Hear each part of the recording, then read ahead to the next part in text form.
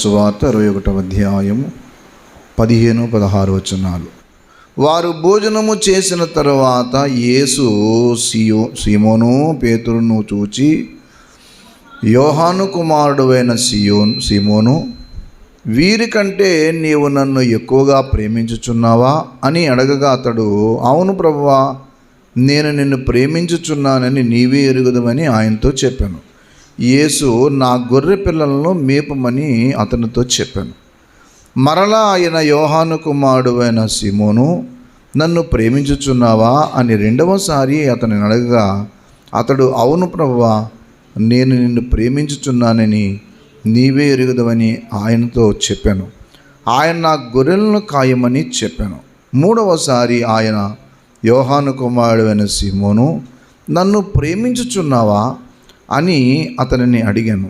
నన్ను ప్రేమించున్నావా అని మూడవసారి తను అడిగినందుకు పేతురు వ్యసనపడి, ప్రభువా, నీవు సమస్తము ఎరిగిన వాడు, నిన్ను ప్రేమించుచున్నానని నీవే ఎరుగుదవని ఆయనతో చెప్పాను. యేసు, నా గొర్రెలను మేపము. నీవు యవనుడివై ఉండినప్పుడు నీ అంతటా నీవే నడుము కట్టుకొని నీకు ఇష్టమైన చోటికి వెళ్ళుచుంటివి. నీవు ముసలివాడైనప్పుడు నీ చేతులు నీవు చాచుదువు, వేరొకడు నీ నడుము కట్టి నీకు ఇష్టము కాని చోటుకి నిన్ను మోసుకొని పోనని నీతో నిశ్చయముగా చెప్పుచున్నానని అతనితో చెప్పాను. ప్రభునందు దేవుని బిడ్డలారా, ఈ యోహాను రాసిన సువార్త 21వ అధ్యాయము చాలా కీలకమైన అధ్యాయం. ఎందుకు అనంటే, యేసు ప్రభు వారు తిరిగి లేచి ఆయన పరలోకానికి ఆరోహణమై మరి ఇంకా వెళ్ళలేదు.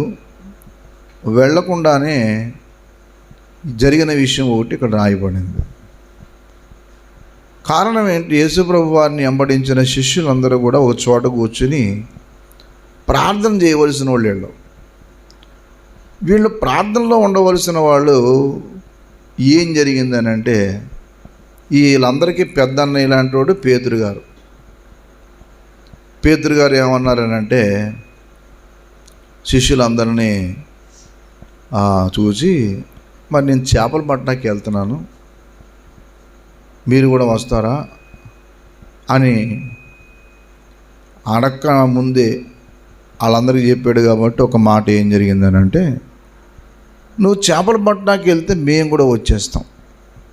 ఎందుకంటే ఇంట్లో పెద్ద దిక్కుగా ఉండవలసిన వాడు లేదా ఒక మార్గదర్శిగా ఉండవలసిన వాడు ఒకవేళ ఏదైనా తనకు నచ్చినట్టు జీవిస్తే మిగతా వాళ్ళు కూడా ఆ దారిలోకి వెళ్ళడానికి ఆస్కారం ఉంటుంది. ఈయనేమో అందరినీ ప్రార్థనలో పెట్టి ప్రార్థనలో కనిపెట్టవలసిన వాడు ఈయన చేసిన పని ఏంటనంటే, ఓ మాట, ఇంక యేసయ్య ఎలాగ మన దగ్గర నుంచి వెళ్ళిపోయాడు కదా అని అనుకుంటూ వీళ్ళు ఏం చేశారంటే తిరిగి మళ్ళీ వదిలేసిన వాళ్ళ పట్టుకున్నారు. యేసు ప్రభు దగ్గరకు వచ్చిన తర్వాత వీళ్ళు అన్నీ వదిలివేయవలసిన వాళ్ళు ఇంకా కొన్ని వదలలేకపోయారు. చాలామంది యేసయ్యను నమ్మేమని చెప్పుకుంటారు, కానీ చాలా విషయాలు వదలరు, కొన్ని వదిలిపెట్టలేరు, ఇంకా వాళ్ళని వెంటాడుతూ ఉంటాయి. క్రీస్తు ప్రభువుని నమ్మినప్పుడు మనం సగం వదిలి సగం వదలకుండా ఉంటే ఏమవుతామంటే, అది దేవునికి నష్టం కాదు, నీకే నష్టం. అందుకనే వాళ్ళు ముందు వలలు విడిచిపెట్టారు, తర్వాత ఇంట్లో వాళ్ళని విడిచిపెట్టారు, తర్వాత సమస్తాన్ని విడిచిపెట్టారు అన్నట్టు ఉంటుంది. ఈ మూడు మాటలు చూస్తే చాలా విచిత్రం. మరి తర్వాత మళ్ళీ విడిచిపెట్టింది మళ్ళీ వెనక్కి ఎందుకు వెళ్ళాడు ఈయన అని అంటే, ఏదో నిరాశపడ్డాడు అయ్యగారు.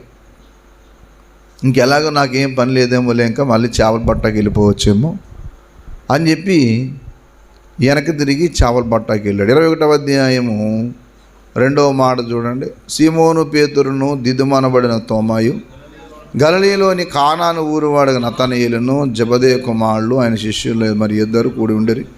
సీమోను పేతురు, నేను చేపల పట్టబోదునని వారితో అనగా వారు, మేమును నీతో కూడా వచ్చాను.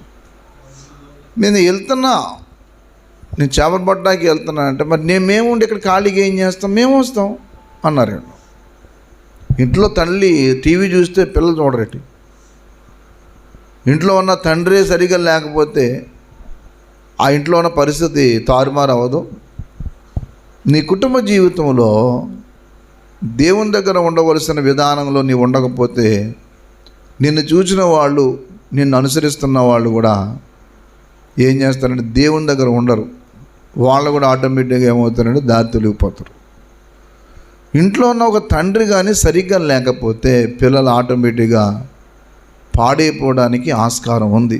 ఎవరో కొద్దిమంది మా తండ్రి ఇలా ఉన్నాడు, మా తల్లి ఇలా ఉంది, వాళ్ళ పరిస్థితి మాకు ఉండకూడదు, మేము జాగ్రత్తగా ఉండాలనుకున్న వాళ్ళు తప్ప మ్యాక్సిమం పిల్లలు ఏమవుతారంటే తల్లిదండ్రుల యొక్క జీవితాలను బట్టి వీళ్ళు ప్రభావితం చేయబడతారు.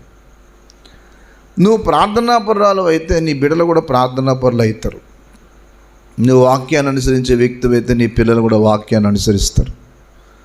అదే నీవు పాపం చేసే వ్యక్తి అయితే నీ పిల్లలు ఏదో ఒక రోజున పాపానికి తొలగిపోయే ఆస్కారం ఉంటుంది. అందుకే దేవుని దగ్గర రావటం ఒక ఎత్తు, దేవుణ్ణి వెంబడించటం ఒక ఎత్తు. ఆయన్ని మరి కనుగోవటం మొదటి పని అయితే ఆయన వెంబడించడం రెండో పని.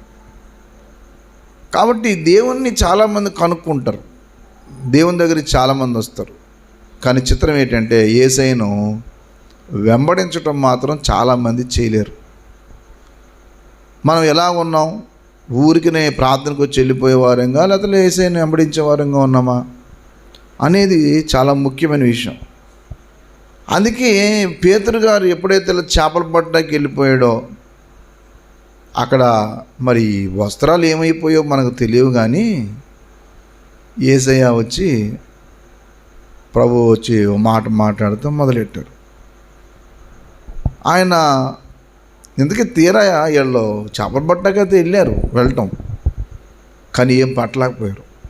ఎందుకు చెప్పండి? యేసయ్య లేని ప్రయాస వ్యర్థ ప్రయాస. 3వ వచనం చూడండి. నేను చేపలు పట్టబోదిన వారితో అనగా వారు మేము మీకుతో కూడా చదివాను. వారు వెళ్ళి ధోని ఎక్కి రాత్రంతా ఏమియో పట్టలేవు. ధోని ఎక్కారంట కానీ రాత్రంతా ఏమీ పట్టలేదట. ఏమి మరి? రాత్రంతా ప్రయాసపడ్డారు, ప్రభుని విడిచిపెట్టి వెళ్ళిపోయారు. సరిగ్గా తెల్లవారుతుంది.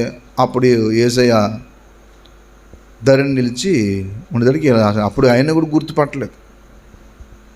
ఇక్కడ కొన్ని విషయాలు ఉన్నాయి.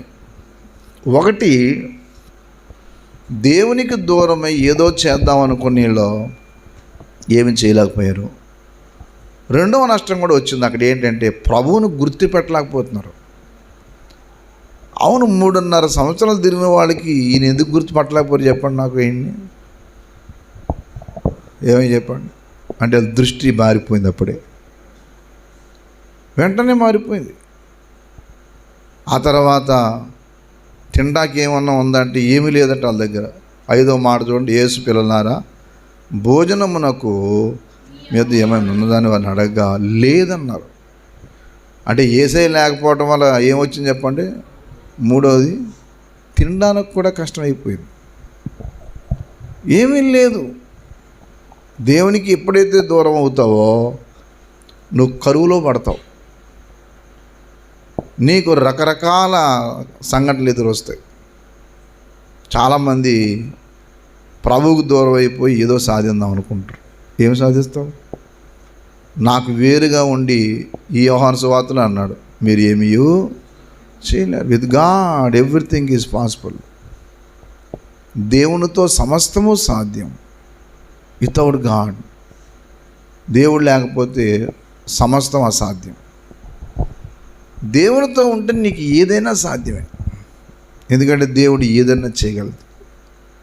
ప్రభుతో నువ్వు గడుపు, శూన్యంలో సమస్తాన్ని చేస్తాడు దేవుడు. ఉంది రోమపత్రిక 4వ అధ్యాయం 17వ వచనం చూడండి. రోమపత్రిక 4వ అధ్యాయం 17వ వచనం. తాను విశ్వసించిన దేవుని ఎదుట అనగా మృతులను సజీవులుగా చెయ్యువాడును, అది లేని వాటిని ఉన్నట్టుగానే పిలుచువాడు. దేన్నమ్మా? లేని వాటిని అది లేవు, ఆయన పిలిస్తే వస్తాయి. లేని వాటిని ఉన్నట్టుగానే పిలిచేవాడైన దేవుని ఎదుట తండ్రి ఉన్నాడు. అమ్మ చదువు. నియమించిందని రాయబడినట్లు బట్టి ఆగినట్లు అది నిరీక్షణకు ఆధారము లేనప్పుడు నిరీక్షణ కలిగి నమ్మాను. ఎందుకు? లేని వాటిని ఉన్నట్టుగా పిలిచేవాడు దేవుడు కాబట్టి. నువ్వు దేవుని మీద ఎంత నమ్మకం పెట్టుకున్నప్పుడు ఏదైనా దేవుడు చేస్తాడు, ఏదైనా చేస్తాడు. ఎలా చేస్తాడు అని అంటే దేవుడిని నువ్వు ఆ ప్రశ్న వేయకూడదు. నువ్వు ఎలా చేస్తావు ప్రభు అని మనం అనకూడదు. నువ్వు ఎలాగన్నా చేయగలవు. ఇర్మియా గ్రంథం 32:27 అంటాడు అన్నమాట. ఇర్మియా గ్రంథం 32వ అధ్యాయము 27వ వచనం.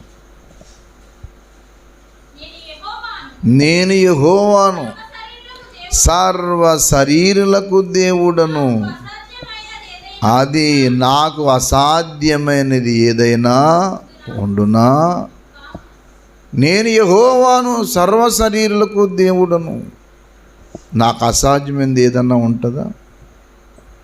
దేవునికి అసాధ్యమైనది ఏది ఉండదు. అయితే నువ్వు ప్రార్థన చేయాలి. నువ్వు దేవునితో గడిపే విధానంలో తేడా ఉండకూడదు. నువ్వు దేవునికి ఇచ్చే సమయం, దేవునికి ఇచ్చే మరి ప్రతిదీ కూడా దేవునికి ఇచ్చే సమయాన్ని కానీ నువ్వు జాగ్రత్త చేస్తే దేవుడు ఏదైనా చేస్తాడు. కాబట్టి ఈ శిష్యులు దేవుడు లేకుండా ప్రయత్నం చేశారు, ఏమి పట్టలేకపోయారు, ఆయన గుర్తుపట్టలేకపోయారు, తింటాకి ఏమీ లేకుండా పోయింది. ఇప్పుడు యేసయ్య అన్నాడు, సరే కానీ ఈసారి కుడి పక్కన వలయండి అన్నాడు. రాత్రంతా ఇదంతా నిలికాం ప్రభా. కుడి పక్కన, ఎడం పక్కన, ముందు పక్కన, వెనకాల పక్కన ఏమీ లేదు, అన్ని పక్కన వేసుకుంటూనే కూర్చున్నాం. కానీ ఏమి లేదు చెప్పండి, ఏం దొరకలే. దాన్ని బట్టే ఏపీ మాషిలమ్మని గారు పాట రాశారు. పాట రాస్తూ అందులో చాలా చరణాలు రాసి, ఆత్మార్పణ చెయ్యకయే ఆశించితి ప్రభువు చెలిమి, అహమును ప్రేమించుచునే అరసితి ప్రభు నీ కలిమి, ఆశ నిరాశాయం, ఆవేదన ఎదురాయను. ఆయన లోపాలు ఒప్పుకుంటున్నాడు. సంపూర్ణంగా నేను నీకు లోపడలేదయ్యా, ఆత్మార్పణ చేయలేదు. తర్వాత ఏమంటాడు ఆయన? అహము అంటే గర్వం, ఒక రకమైన గర్వం మనుషులకి వచ్చినప్పుడు ఏమవుద్దంటే అప్పుడు నష్టపోతారు. అంతే, ఎంత ఎదిగినా మనం దీనత్వం కలిగి ఉండటం అనేది నేర్చుకోవాలి. ఇవాళ 10 రూపాయలు ఉండొచ్చు, రేపొద్దున 10 లక్షల రూపాయలు రావచ్చు. ఈ రోజున కష్టపడుతూ ఉండవచ్చు, సుఖం రాగానే దేవుని సంధిని మానేస్తారు కొంతమంది. వీళ్ళు ఏం చేస్తారంటే ప్రార్థన లేకుండా ఏదన్నా సాధించేద్దాం అనుకుంటారు. ప్రార్థన లేకుండా ఏమీ సాధించలేవు. దైవ సన్నిధి లేకుండా ఏది సాధించలేవు. దైవ సన్నిధితో ఏదన్నా సాధ్యమే. దేవునితో ఉంటే ఎలా చేస్తాడు అనేది తెలియదు. దేవుడు ఏదన్నా నిన్న మొన్న గుడివాడ వెళ్ళాను. మొన్న రాత్రి గుడివాడ దగ్గర ఒక ఊరు వెళ్ళా. అక్కడ హైదరాబాద్ నుంచి పరిచర్య చేస్తూ ఉన్నాడు ఒక అబ్బాయి. ఎక్కడ హైదరాబాద్, ఎక్కడ గుడివాడ. రక్షణను పొందిన తర్వాత వివాహం కాకముందు నుంచి కూడా ఆ ఊరిలో ముందు ఎలా పరిచర్య చేసావని అడిగితే ముందు సండే స్కూల్ పెట్టాడంటే. ఎందుకు అక్కడ వాక్యం బాగా చదువుతూ ప్రార్థన చేస్తూ ప్రభు ఇచ్చిన అవకాశం ఏ ఊరు పడితే ఆ ఊరు వెళ్ళి సువార్త చేసి ఆ ఊరిలో ముందు సండే స్కూల్ చిన్నపిల్లల్ని చేరదీసి నడిపించాడంట 2010లో. సండే స్కూలు ముందు పిల్లలు పెట్టి పెద్దోళ్ళు లేరు, అలా పిల్లల్ని అలా నెమ్మది నడిపిస్తూ పిల్లల్ని బట్టి పెద్దోళ్ళు వచ్చారు.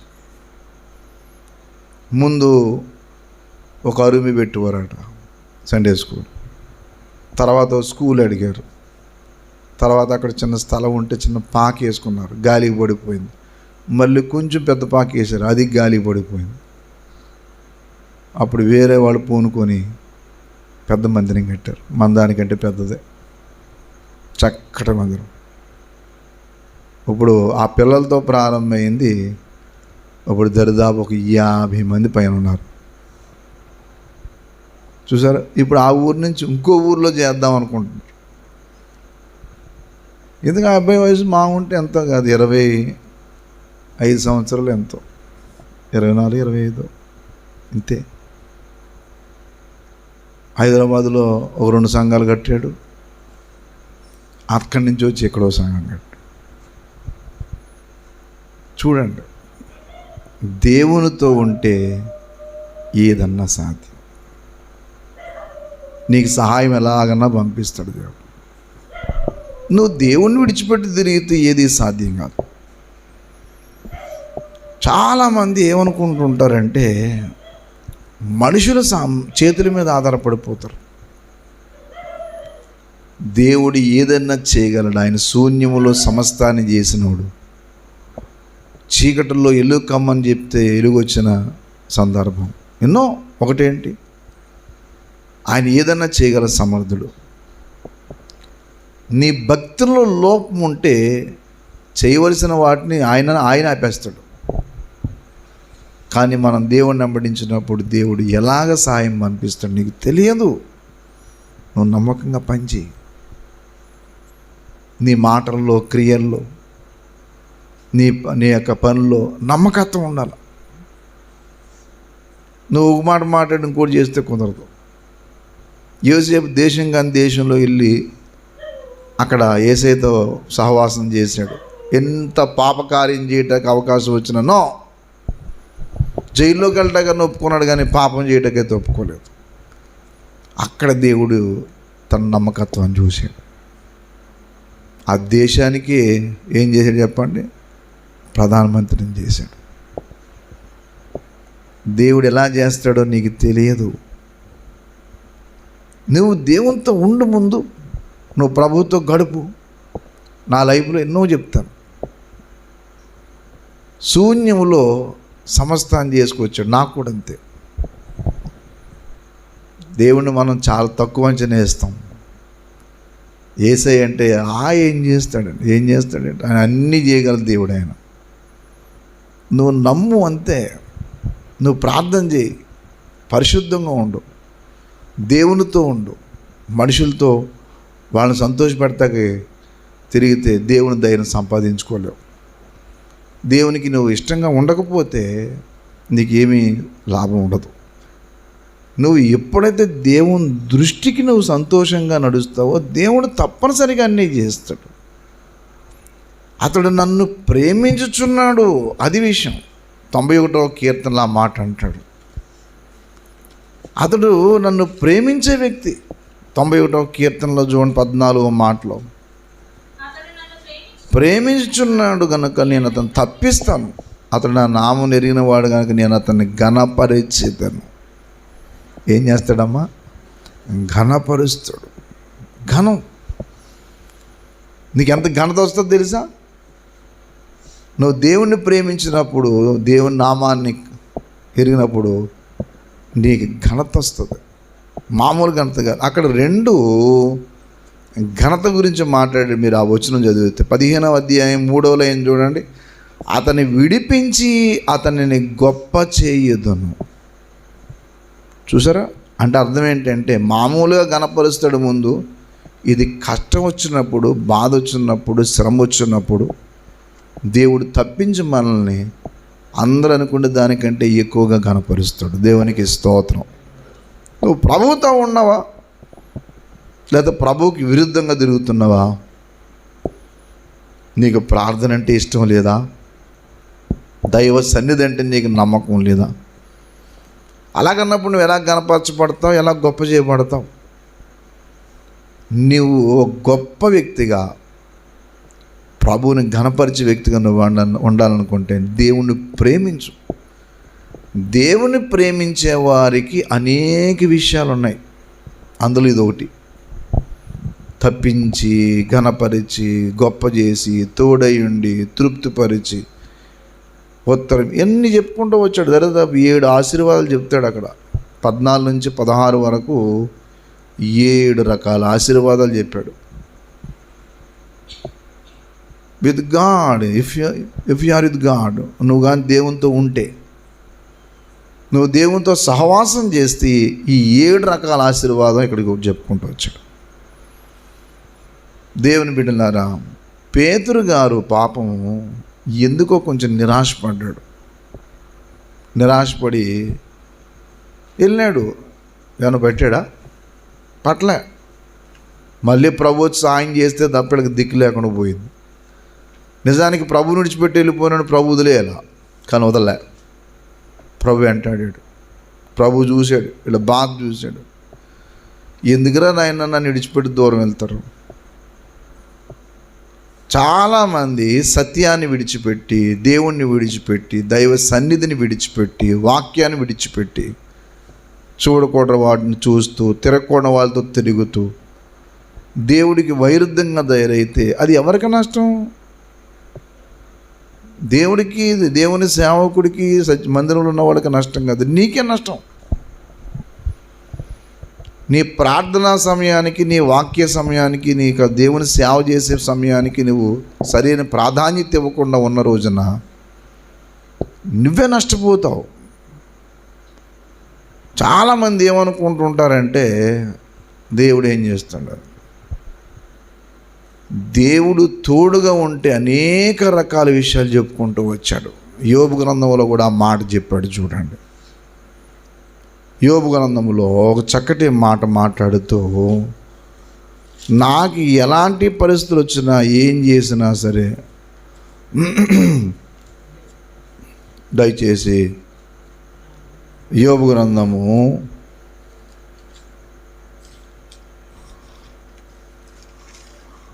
23వ అధ్యాయము 10వ మాట చూడండి. నేను నడుచు మార్గము ఆయనకి తెలియను, ఆయన నన్ను శోధించిన తర్వాత నేను సువర్ణ వలె కనబడదును. అది నా పాదములు ఆయన అడుగుజాడలు విడువక నడిచినవి, నేను ఇటు అటు తొలగక, ఆయన పెదవుల ఆజ్ఞను ఏం చేయలేదు, నేను విడిచి తిరగలేదు. ఆయన నోటి మాటలను నా సొంత అభిప్రాయము, నా శుభాభిప్రాయము కంటే ఎక్కువగా ఎంచాను. ఎన్ని చెప్పాడు చెప్పండి? నేను నడుచు మార్గం ఆయనకి తెలుసు కదా. నేను ఎప్పుడు ఆయన విడిచిపెట్టి తిరగలే. ఎంత గొప్ప మాట, ఎంత గొప్ప సాక్ష్యం చెప్తున్నాడు చూడండి. ఏ రోజున నేను ఆయనకు దూరం కావలేదు. నా అభిప్రాయాలన్నీ కూడా నా ఇష్టం వచ్చినట్టు నేను చేయలే, అన్నీ దేవుడే చేశాడు. ఇంకో చోట ఏమంటాడంటే, నేను జలములో బలి వెళ్ళినా సరే, అగ్ని మధ్య నడిచినా సరే, అవి నన్ను ఏమీ చేయలేవు. దేవునికి స్తోత్రం కలుగునుగాక. అంటే అర్థం ఏంటి? నేను ప్రభువుతో ఉన్నాను కాబట్టి ఇట్లాంటివి వచ్చినా కానీ ఏం చేయలేవు నన్ను. అవి నన్ను ఏం చేస్తా? ఎందుకు అంటే దేవుడు నాతో ఉన్నాడు, ప్రభువు నాకు ఉన్నాడు కాబట్టి అని మాట్లాడతాడు. దేవునితో నువ్వు ఉండు, ప్రభువుతో నువ్వు జీవించు, దేవుడు ఏదైనా చేయగలుగుతాడు. చాలామంది ఊహించే ఊహలన్నీ ఎలా ఉంటాయంటే, దేవునికి దూరంగా జీవించుకొని, దేవునికి విరోధంగా బ్రతుక్కొని ఇవన్నీ చేస్తూ ఉంటారు. అందుకే దేవుని కాపుదల కానీ, దేవుని కృప కానీ లేకుండా పోతుంది. అదే యోబు గ్రంథంలో మాట్లాడతాడు, నేను ఎలాగన్నా సరే ఏదిగా నడిచినా దేవునితో ఉన్నాను కాబట్టి నాకేం పర్లేదని. దేవుని బిడ్డలారా, దేవునికి ఎప్పుడు కూడా విరోధంగా, దేవునికి వైరుధ్యంగా, దేవునికి ఇష్టం లేని రీతిగా నువ్వు జీవించినప్పుడు నీకు నీవే నష్టం కొని తెచ్చుకుంటావు. ఆ మాట దేవుడే అన్నాడు. ఇర్మియా గ్రంథం 2వ అధ్యాయం 17వ వచనం దగ్గర నుంచి చూడండి. ఇర్మియా నీ దేవుడని యెహోవా నిన్ను మార్గముల్లో నడిపించుచుండగా అది నీవు ఆయనని విసర్జించుట వలన నీకు నువ్వే ఈ బాధను ఏం చేసావు, కలవ చేసుకుంటేవి కదా.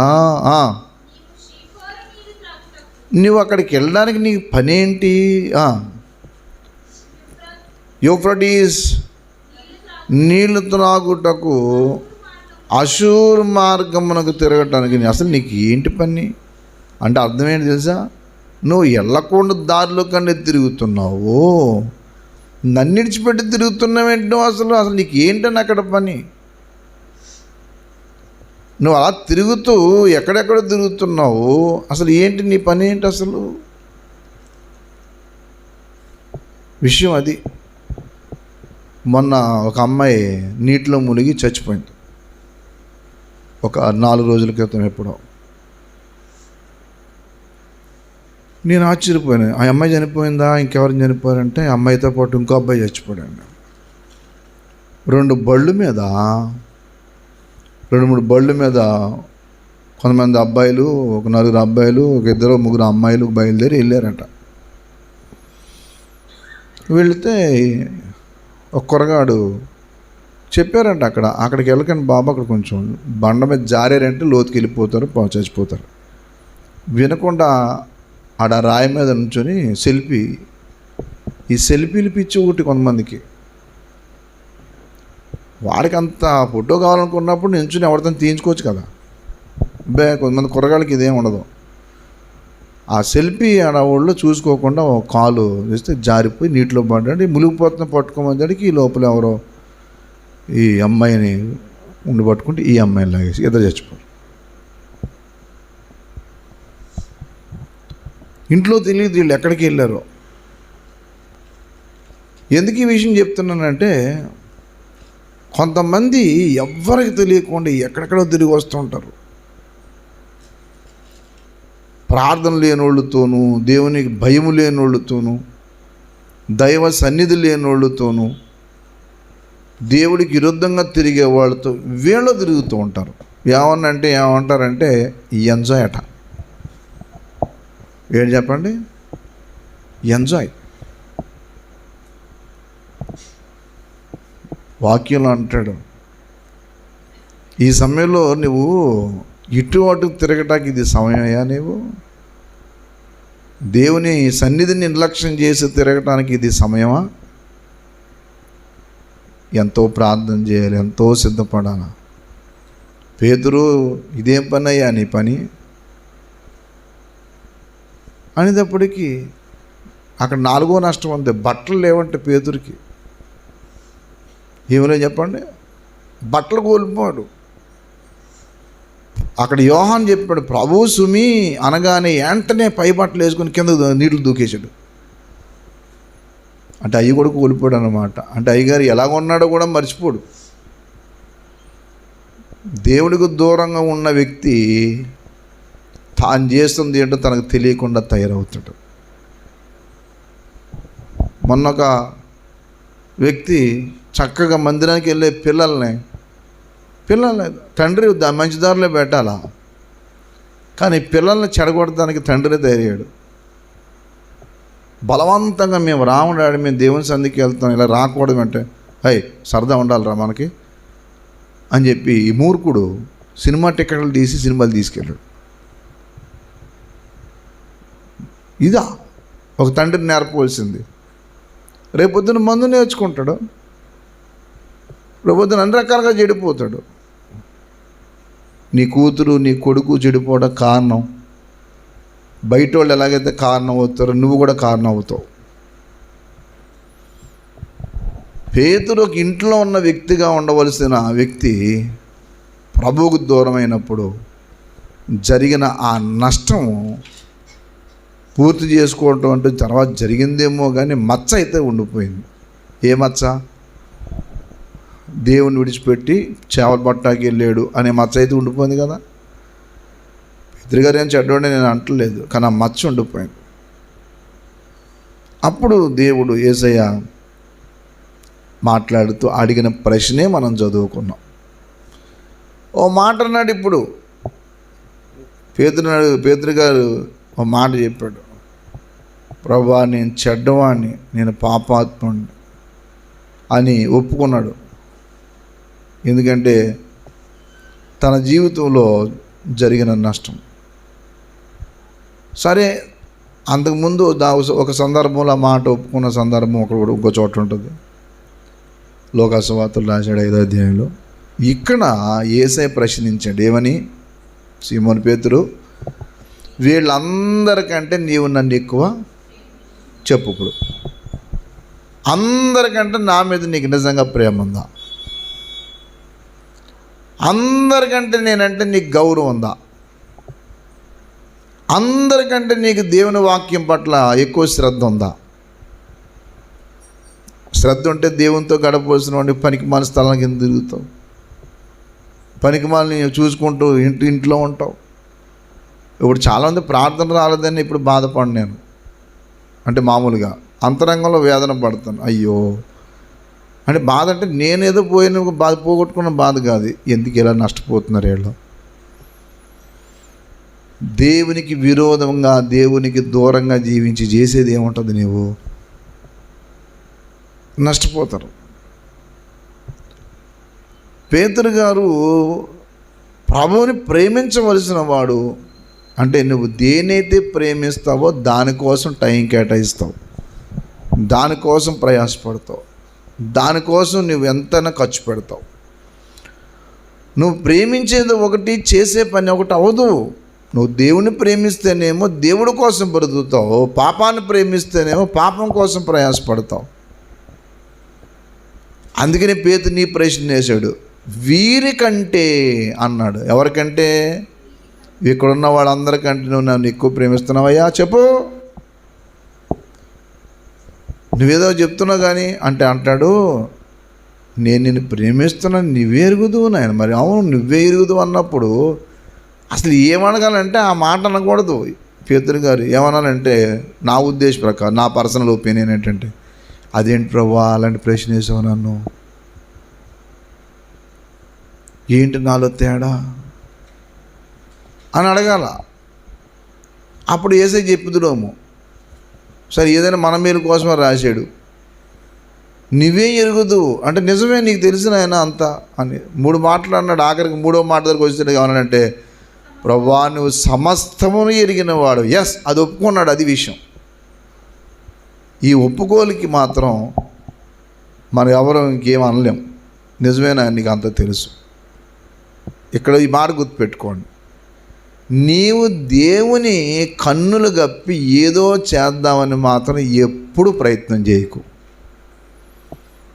నువ్వు ఎక్కడికి వెళ్ళినా, ఏం చేసినా, ఏం మాట్లాడినా, ఏం ఆలోచన చేసినా అంత దేవుడికి తెలుసు.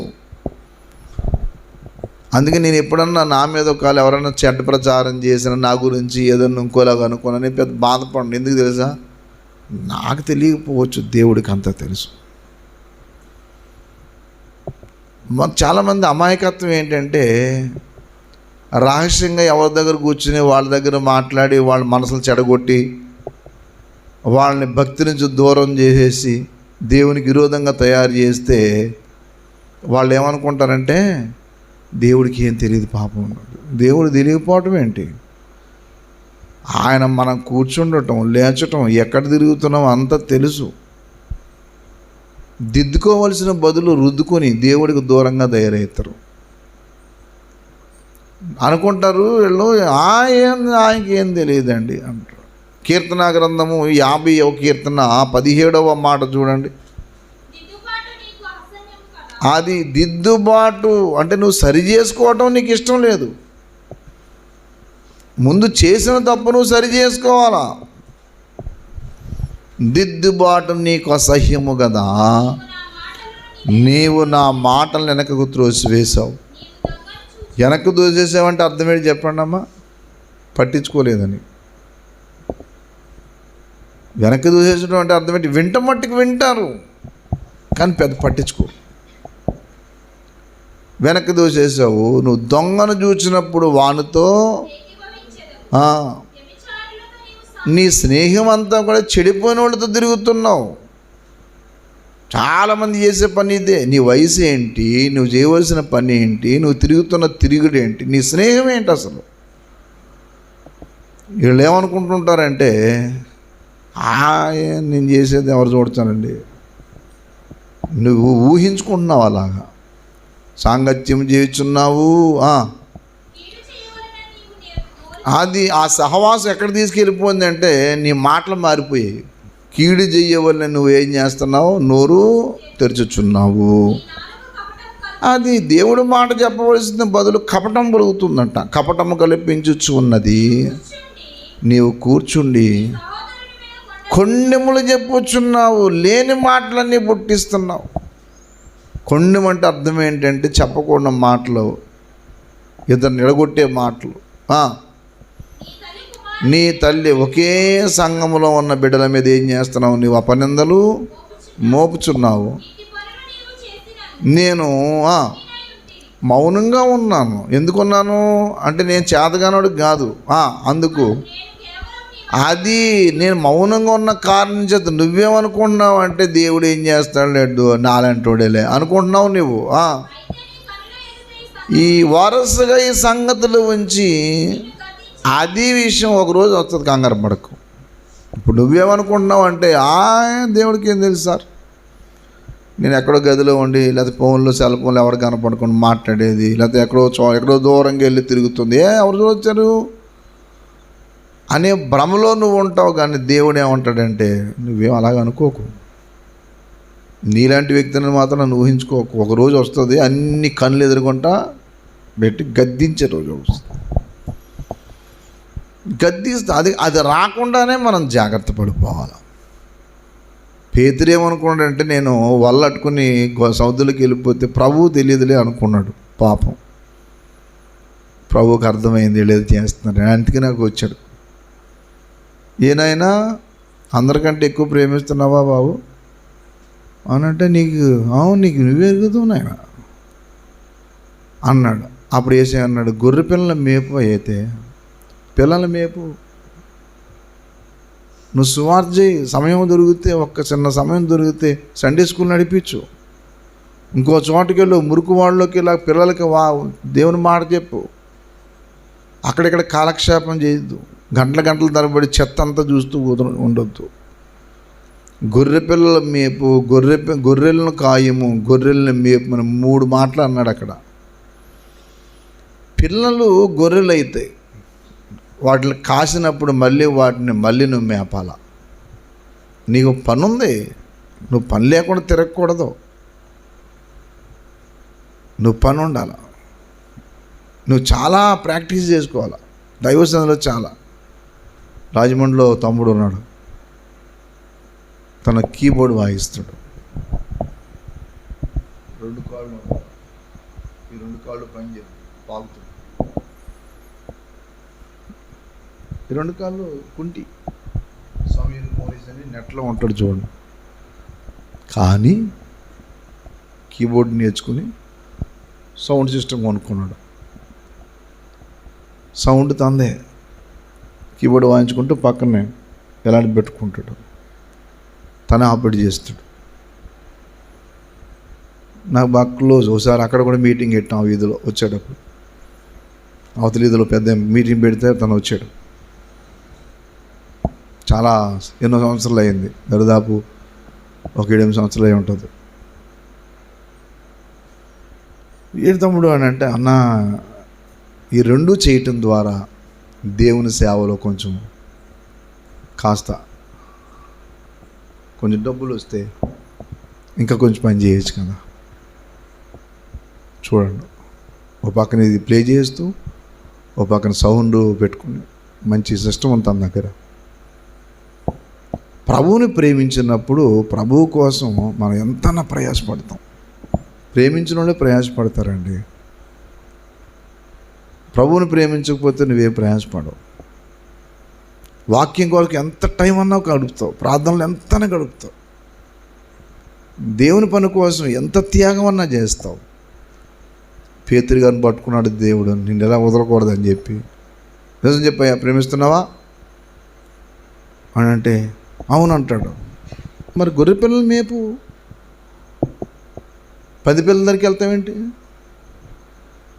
నీకు అప్పగించింది గొర్రె పిల్లల మేపమని, అంతేగాని పందులు కాయటానికి వెళ్ళక, లేనిపోయిన స్థలాలు తిరగకు, వ్యర్థమైన వాటి జోలికి వెళ్ళక, నీకు ఏదైతే అప్పగించనొచ్చే. నువ్వు ప్రార్థన చేసే తల్లివా, ప్రార్థనలో ఉండు, అంతేగాని వాళ్ళ దగ్గర వీళ్ళ దగ్గర కూర్చుని కాలక్షేపం చేయకు. ఊరికే కూర్చుని అలాగా ఏదో చూస్తూ ఉండకు.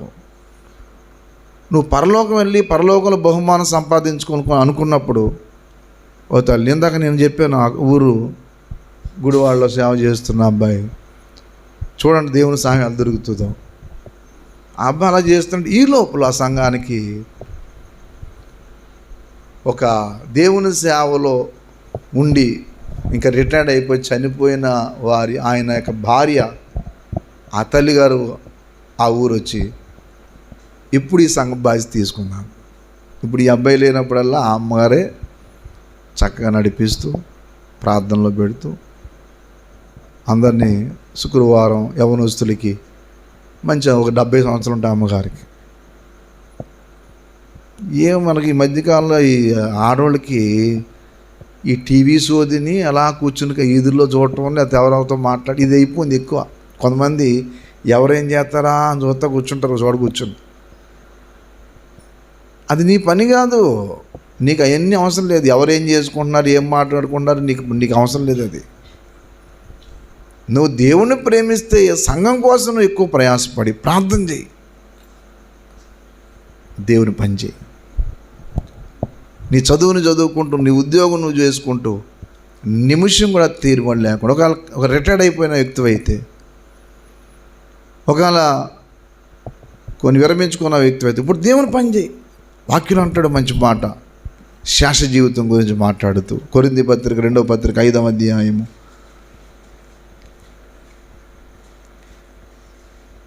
దయచేసి అందరూ చూడండి, మంచి మాట చెప్పాడు. 13వ వచనం చూడండి. యాలయనగా మేము వెర్రివారమైతిమా. బా, ఎంత మంచి మాట అండి. ఏటమ్మా వెర్రివారం అయ్యామా అంటే మమ్మల్ని అందరూ పిచ్చోళ్ళగా చూస్తున్నారు కదా. ఎవరి నిమిత్తం తెలుసా? దేవుని నిమిత్తం. ఫ్రెండ్స్ అంటారు నేను, ఏంటమ్మా మరి ఆ మాత్రం సంతోషం ఉండద్దా? మరీ అంత సంతోషం లేదు, ఏ పిచ్చోళ్ళు అదే బాబు. నిన్ను మనుషులు అంటారు నాయన, కానీ దేవుని కొరకు నువ్వు వెర్రిదానివి, దేవుని కొరకు నువ్వు వెర్రివాడువు. నీ చుట్టాలంటా చాలామంది తిరుగుతూ ఉంటారు మా చుట్టాల్లో, ఎవరి దగ్గరికి వెళ్ళవు. నేను నా ఆశ ఏంటంటే ఒక్క పూట ఒకళ్ళ దగ్గరికి వెళ్ళి వాక్యం చెప్తే వాళ్ళు బలపడతారు అనేది. అంతేగాని అక్కడ తిరిగి ఇక్కడ తిరిగి చేసేది ఏమి ఉండదు. మేము ఎర్రివారమైతే మా దేవుని నిమిత్తమే, స్వస్థ బుద్ధి గలవారమైతే మా మీ నిమిత్తమే. ఎంత మంచి మాట. క్రీస్తు ప్రేమ మమ్మను బలవంతము చేయుచున్నది. ఏలైనగా అందరి కొరకు ఒకడు మృతి పొందిన కానీ అందరూ మృతి పొందరని, జీవించు వారిక మీదట తమ కొరకు గాక తమ నిమిత్తం మృతి పొంది తిరిగి లేచిన వాని కొరకే జీవించుటకు. అది విషయం. జీవించువారు మీ నిమిత్తం కాదు. ఎవరి నిమిత్తము? ప్రభువు నిమిత్తం బ్రతకాల. గలతీ పత్రిక 2వ అధ్యాయము 21వ వచనం చూడండి. గలతీ పత్రిక 2:21లో చక్కటి మాట. నేను దేవుని కృపను 20వ వచనం 20వ మాట. ఇకను నేను క్రీస్తు కూడా సిలువేయబడి ఉన్నాను, క్రీస్తే నా యందు జీవించున్నాడు. నేనిప్పుడు శరీరమందు జీవించుచున్న జీవితము నన్ను ప్రేమించి. బాబా ఎంత మంచి మాట అండి. నేను ఇప్పుడు బతుకుతున్న బతుకేడు తెలుసా? నన్ను ప్రేమించి నా కొరకు తన్ను తాను అప్పగించుకున్న దేవుని కుమారుని అందరి విశ్వాసం వల్ల జీవిస్తూ ఉన్నాను. ఇది మన జీవితం అయి ఉండాల. నీ బ్రతుకు అలాగా ఉండాల. వ్యర్థమైన అన్నీ పెట్టుకుని నువ్వేదో ఎవరి కోసం బతుకు నీకే తెలియదాయే. అసలు నువ్వు ఎందుకు బతుకున్నా చెప్పు. నీ బ్రతుకు దేవుని కొరకై ఉండాల. ఈ లోకంలో చెత్త అంతటి కొరకు బ్రతుకుతారు కొంతమంది. దేవుని పిల్లారా, ఈ మాట చివరి మాట చెప్తున్నాను. నువ్వు బ్రతికే బ్రతుకు ప్రభువు కోసమేనా? అయ్యా నేను భోజనం చేసిన, పానం చేసిన, ఏం చేసిన ప్రభువు కోసమేనండి అనే జీవితం నీకు వచ్చినప్పుడు నువ్వేమవుతావు తెలుసా? నువ్వు చిన్న బిడ్డవైనా పెద్దవారైనా మీరు అనేక మందికి ప్రయోజనకరమైన వ్యక్తులు అవుతారు. ఈ జీవితానికి వస్తే నా బ్రతికి ఏదో నేను బ్రతికేస్తున్నాను అనుకోకూడదు. నువ్వు పనికిమాల విషయాలు అన్నీ పట్టించుకుని తిరుగుతూ కూర్చుని దేవుడికి వ్యతిరేకంగా జీవిస్తుంది నీకు నష్టమే. కానీ నువ్వు బ్రతికే బ్రతుకు ప్రభు కొరకైతే అనేక మందికి నువ్వు ఒక మార్గదర్శి అవుతావు, రక్షణలో అనేక మంది నడిపించే వ్యక్తి అవుతావు. నువ్వు మారానని చెప్పుకుంటావు. ఎవరు మారారు నీతో? నీ వల్ల నీ పిల్లలకు కనీసం రక్షణ వచ్చిందా అంటే వాళ్ళ గురించి నువ్వు సరిగ్గా ప్రార్థన లేదు. నీకున్న బంధువర్గం విషయంలో నువ్వు ఎప్పుడన్నా భారం కలిగి ఒకరోజు ఒక పూటన ఉపవాసం ఉండి వాళ్ళ రక్షణ విషయం ప్రార్థన చేసే అనుభవం అసలు ఉందా? అసలు మనం అది నేర్చుకుందాం. అలా ప్రభువుని ప్రేమిద్దాం, ఆయన బిడ్డల్ని మేపి కాసి మేపుదాం. దేవుడు ఆ కృప మనందరికి దయచేయను గాక. మోకరించండి, ప్రార్థన చేసుకుందాం. ప్రార్థన చేద్దాం అందరం. దేవా, నీ సన్నిధికి వస్తున్నాను, వెళ్ళిపోతున్నాను, కానీ నిన్ను ప్రేమించలేకపోతున్నాను. నేను మనుషుల్ని ప్రేమిస్తున్నాను, వ్యర్థమైన వాటిని ప్రేమిస్తున్నాను. నిన్ను ప్రేమించే సమయం నేను నీకు ఇవ్వవలసిన బదులు పనికిమాలిన వాటన్నిటికీ ఇస్తున్నానయ్యా. ఒకవేళ పేతురు గారిని వేసిన ప్రశ్న నీకే వేస్తే నీ పేరు అక్కడ పెట్టుకుని, అమ్మా నువ్వే నన్ను ప్రేమిస్తున్నావా అని దేవుడా నిన్నే అడిగితే ఏం చెప్తావు? నువ్వు నిజంగానే యేసయ్యను ప్రేమించి మనసు నీకుంటే యేసయ్య కోసం నువ్వు ఎంత ప్రయాసన పడతావు, ఎంత భారమన్న భరిస్తావు. నీకు ఆ ప్రేమ దేవుని మీద ఉందా? దేవుని ఎడల ఆ ఆవేదన ఆత్మల పట్ల నీకుందా? పరీక్షించుకో. నీ ఆలోచనలు, నీ స్నేహాలు, నీ ఆ మాటలు, నువ్వు చూసే విషయాలు ఇవన్నీ దేవుడికి వైరుధ్యమైనవేమో చూసుకో. నీ ద్వారా ఒక్క వ్యక్తి కూడా మారడానికి సిద్ధంగా లేడంటే నీ సాక్ష్యం చెడగొట్టుకుంటున్నాయేమో చూసుకో. ప్రార్థన లేదేమో చూసుకో. దైవ సన్నిధి దేవుడు నీకు ఎంతో సహాయం చేయాలని చూస్తున్నాడు. నేను ఘనపరచాలని ఆయన చూస్తున్నాడు. ఒక ఘనహీనంగా వెళ్దాం అనుకుంటున్నావు. ప్రార్థన చేసుకుందాం. చేయండి, ఒక్కొక్కరు చిన్న చిన్న ప్రార్థన చేద్దాం.